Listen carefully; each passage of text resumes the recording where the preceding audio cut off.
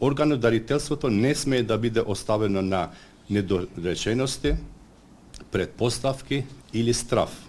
Тоа мора да биде подкрепено со прецизна процедура и со сигурен систем во нашиот електронски систем. Мојата идеја не е некого да разубедувам, затоа си постои законот, се е јасно дефинирано во законот, се е јасно дефинирано во медицинските критериуми.